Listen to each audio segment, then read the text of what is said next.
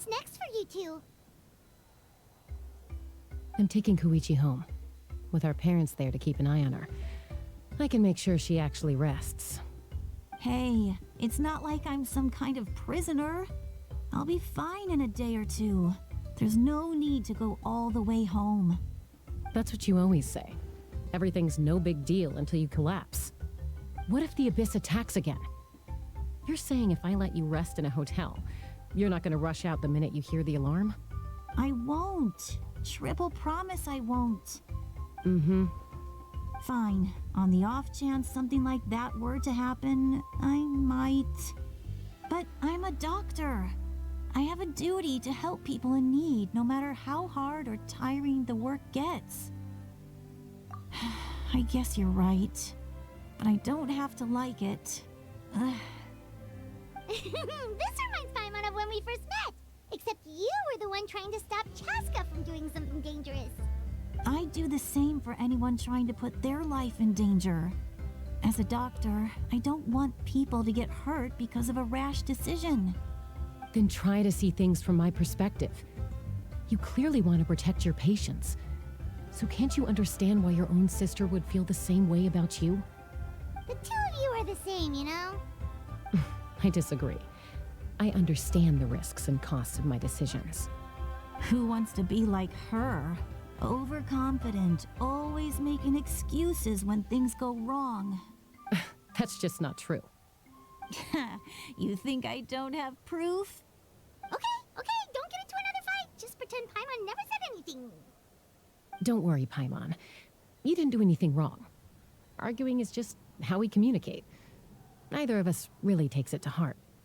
Plus, I guess we are similar in some ways. Maybe I rush into things without thinking, but I learned that from her. We're family. I can't help it if my older sister is a bad influence. Okay, you don't have to put it that way. So, you're all good now? Neither of us are really the type to back down, so we'll always have our differences. But still, we get along in our own way. Plus, I know you'll wake up one day and realize I was right all along. I just need to wait. Be my guest. Come on, let's get you home. See you later, Traveler and Paimon. I'll be back once everything's settled at home.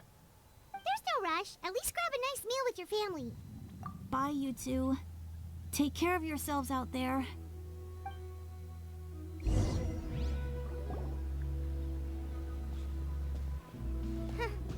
Those two will probably make up for real at some point, right? Well, we've learned a lot. Let's go over everything that we know so far.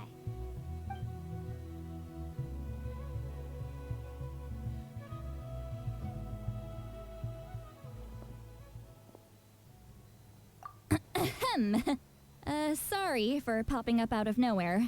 Again. Why do you look so awkward? Oh, is there something you need from us? Okay, I won't beat around the bush. Oh, and I'm sorry for interrupting your rest. I'll treat you to some charcoal grilled steak to make up for it. Awesome! Just give us your orders! Hey, friends don't order each other around. I'm just here to share some news. Remember what we talked about before parting ways? Oh yeah, you mentioned how Auroran has always wanted to save Natlan, and something about his soul being fragmented. Paimon and the Traveler discussed it after you left, and we think Auroran is probably back with the captain. What do you think? I agree with your hypothesis. And just now, I confirmed it myself. Auroran came back. He helped the Masters of the Nightwind defend our camp. What? He came back? I told him to give up whatever he's doing, but he refused. He said they're just one step away from success, so there's no way he can back out now. Apparently, he came back to fulfill his duty to our tribe. When he left, he said it was because he still has a duty to Natlan as a whole. I'm surprised you let him go at all. I had to prioritize my tribe. Besides, the situation was intense. I couldn't focus on outside and inside threats at the same time. Plus, he was on guard. He knew I would try to go after him, so he made sure to keep his distance. I kept an eye out for a good opportunity, but it never came. All these years of calling me Granny, and I couldn't do a single thing for him in the end. Don't say that! Your tribe all raised him together, right? That couldn't have been easy. You're right. Seeing him come back reminded me of when he was little. Running around the tribe, dropping by random houses right and left. He's not only a child of the Masters of the Nightwind, but a child of Natlan. It's only natural for a child to want to do something for their family. Besides, Auroran is my apprentice. He might have a few tricks up his sleeve, but I guarantee I know every single one. Wait, what are you saying? Look. Remember how I said Auroran's soul is fragmented? This is the talisman I created to keep it stable. And this gem is what makes the talisman work. It just so happens that Auroran is due for a gem replacement. Since I can't get close to him, I put the new gem in a supply bag and asked Aoife to bring it to him. You guys know Aoife, right? No? Well, he's a pretty famous vet around these parts. He's always bringing me all sorts of things, and he happens to be very good friends with Auroran. Aoife doesn't know what's going on, so he agreed, no questions asked. Auroran would find the gem as soon as he opened the bag. He knows how important it is, so I knew he would make the switch. He probably suspected that I tampered with it. But here's the catch. The trick is on the bag. The moment he touched it, a portion of his memories were copied onto the old gem, which he no longer needed. That's amazing. You can do something like that? Most people can't, but I can. That trick he used to bring you to the Night Kingdom isn't anything special, by the way. My technique is much more subtle. He won't notice anything. So in other words, we have a whole backup of Auroran's memories in this gem. The kid thinks he can take me on? Like I wasn't the one who taught him everything he knows? That's amazing, Sweet Lolly. Let's take a look right away. Once we get to the bottom of this, we can finally track him down. I know he thinks of me as his grandma, but do you think he'll get mad at me for this? You can be honest. Huh, that's a tough question. Paimon doesn't have a grandma, so she's not the best person to ask. To be honest, I've always doubted my ability to look after him. I didn't stop the ceremony all those years ago, and now I'm useless again. But if I stop here, it will haunt me until I'm 500 years old. Every night I'll wake up in a fit of anger. I don't scare that easy. Still, if I back away from this and something happens to Auroran, I would never forgive myself. I need to look at his memory. Even if he resents me, refuses to see me, or runs away for good, I don't care, and I won't blame him. A family does whatever it takes to protect their own. You sure you'll be okay? We can come with you if you want. Did you just say you'll come with me? Is that okay? We have a pretty good reason to see it too, don't we? Because, right, we need leads on the Fatui. You really mean it? Oh, fine. You can come. Just promise me you'll see this through. No backing out. Got it? Don't worry, we're professional adventurers. Then I place my trust in your professionalism. All right, time to sneak into someone else's memory and engage in some, unwanted spying. You heard it here first. I wouldn't be doing this if I had any other choice. Are you ready?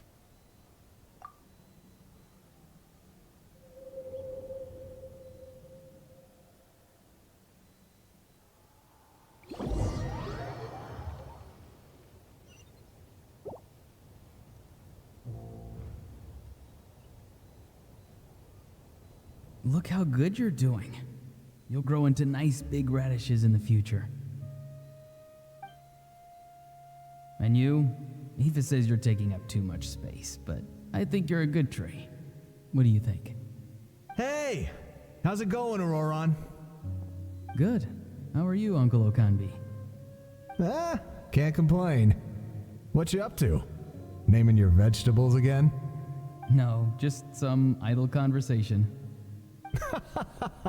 Sounds fascinating. What did they say? They told me you were coming and that you would take some produce with you. Only if you're offering. By the way, I ran into Aoife yesterday. He told me Chaska's fostering a saurian at his place. Said the thing trampled over a part of your radish garden. I hope you two didn't get into a huge fight. No, don't worry. I'll find a way for him to make it up to me. I've already wrapped your share of the produce. Here you go. You really knew I was coming. That's pretty amazing. Light up the smoke and you can see the path through the shadows. That's what everyone says. Hey, have you seen that strange group of people that just appeared out of nowhere? Appeared out of nowhere? I don't think so. It's the Fatui. Their leader seems like a big deal. He didn't bring many men with him, but they're all elite warriors. It seems like they're looking for someone, but I wouldn't go around asking too many questions. If you run into them, be careful.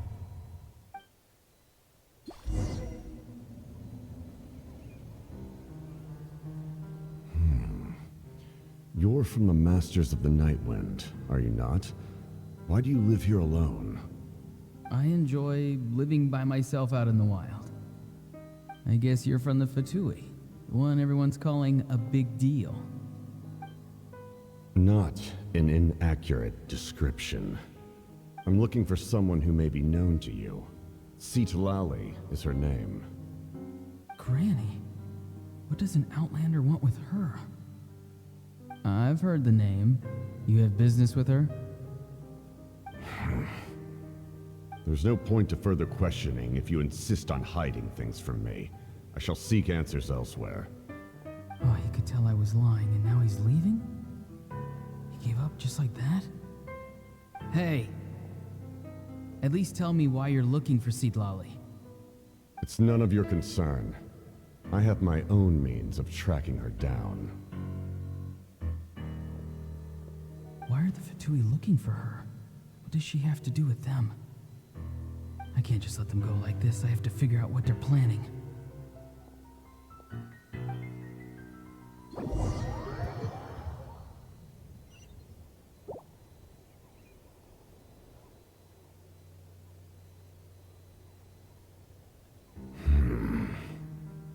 They've just been studying the ley lines and asking for leads on Granny. I can definitely rule out some sort of invasion. The situation has seen no true improvement. The Pyro Archon did not fulfill her promise. My lord! Ignore him. He is no threat. He knows I'm following him, but he doesn't seem to care. He's strong, I can tell. But there's something unusual about him and also familiar in some way. I can't describe it. What is it? My lord, I feel dizzy. A ley line disturbance. Certain presences have been forced to wander outside their rightful realm.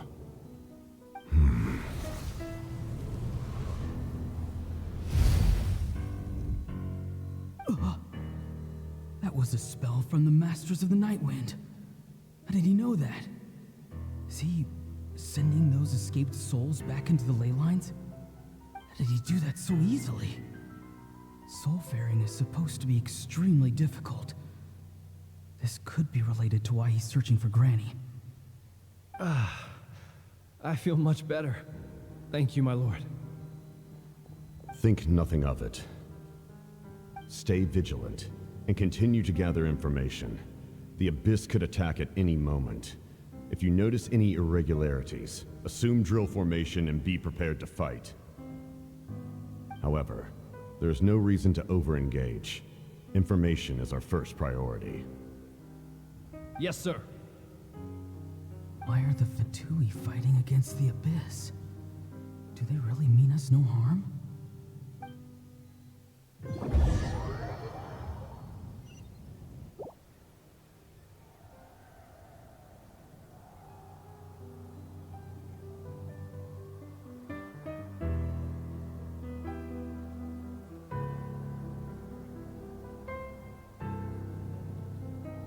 I've been following him this whole time and still they ignore me? Do they really not care? It seems like his subordinates refer to him as the captain. Never heard of him before. And now he's headed to the stadium. That's unusual. What is he gonna do? You two, with me. Everyone else, wait here as instructed. Send word to the other teams to retreat immediately if this fails. Yes, sir. He's going inside? But the Pyro Archon is in there. What does he want with her? Forgive me, my lord. Allow me to check one more time. Do you truly wish to do this? The time for idle observation is over. It now falls on me to act. This nation is out of time. Yes, sir.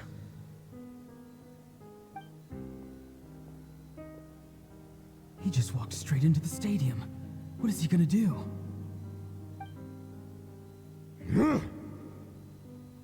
They're both incredibly strong. How long will they have to fight until someone comes out on top?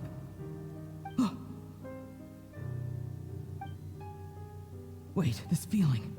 Just like the other day near the ley lines, it's faint, like a soul's trying to escape. Where is it coming from? Is that why he's looking for Granny? If he dies here, then all clues will be lost. I can't let that happen.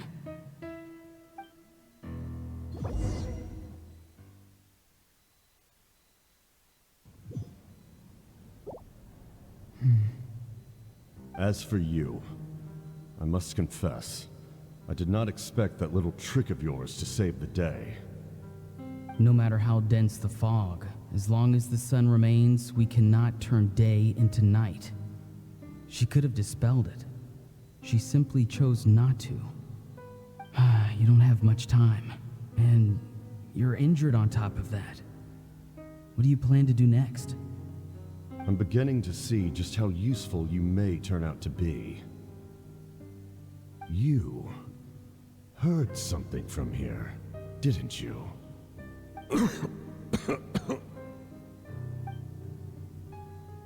No need to force yourself. I've never seen anyone match the Pyro Archon in battle before. I didn't expect you to intervene at such a critical moment. You know I've been following you. Why didn't you stop me? When walking in the forest, it is only natural to encounter wild beasts. However, not every beast has the courage to come out and bite. And yet, one of those very beasts saved your life. Then speak. What do you want? I didn't save you because I wanted something. My soul is more perceptive than others. I can sense that the ley lines are extremely weak. I don't know what the Pyro Archon is planning. Can she really save us? The questions you asked her just now, well, I've had very similar doubts. So I felt like I had to help you. So, you can tell the truth. That was quite a reckless decision to make. I'm not sure you realize that. There's no turning back for me now. What I did back there is going to get me in a lot of trouble. You attacked the Pyro Archon in broad daylight, and I used my spell to save you. A single glance was likely all it took for her to recognize my tribe. So, we're in the same boat. Seem to care little for my thoughts on the matter. It's too late for that. Start from the beginning. Why are you looking for Citlali? Do you know her? Explain your relation to her first. I know you two are acquainted. It was obvious the moment I mentioned her name. Citlali is my elder and my teacher. She taught me everything I know. It's my duty to protect her.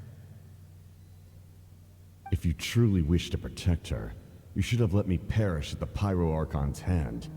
Yet, you chose otherwise. Do I really need to tell you what that means? I want to do something to change Natlan for the better. Something I can accomplish with my own two hands. You're stranger than anyone I've ever met. But maybe, just maybe, you can show me the way. Strange? Citalali is said to be the legendary Granny Eastly, someone capable of communicating with the Wyab, and the Wyab are the key to information on the Night Kingdom. Why do you need knowledge on the Night Kingdom? That is not something you need to know. Don't forget, I saved your life. Do you not believe the Fatui capable of betraying a debt? People can lie, but souls cannot. I can tell there's a weight to your soul, a sense of justice. You may not live among your tribe, but you certainly know their tricks. I apologize for my rash judgment. You are more capable than I imagined. Let's go. We'll see if you have what it takes to join my plan.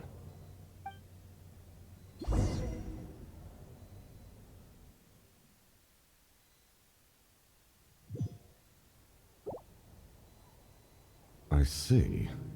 Interesting approach. Worth trying, I think. Rather than weaving a net to protect the ley lines, this method would address the root problem by reconstructing the ley lines themselves.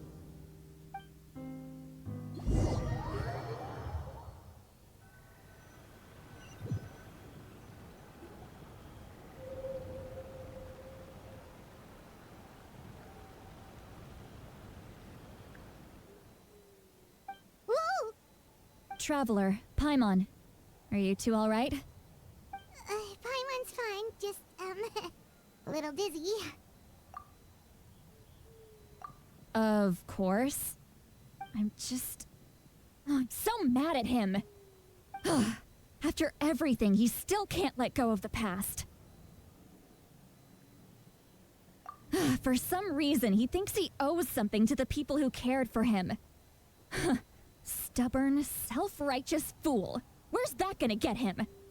Now that he's all grown up, he thinks no one can tell him what to do? He thinks he can just run away whenever he wants. I'll show him. If he tries to run one more time, he's got another thing coming. Maybe stubbornness runs in the family.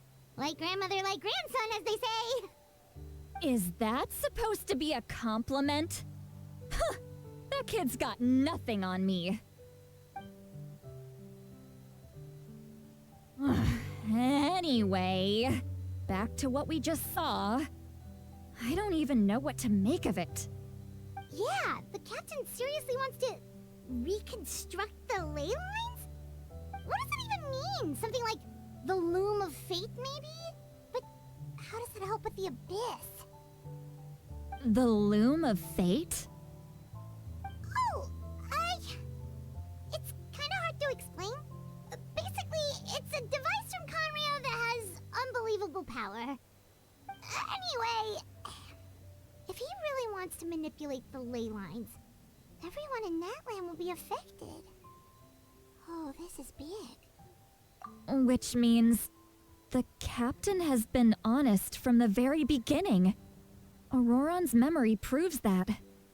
Why is he so obsessed with saving Natlan? Oh, we've got to tell Moeka about this right away. Yes, she needs to know about this. Now.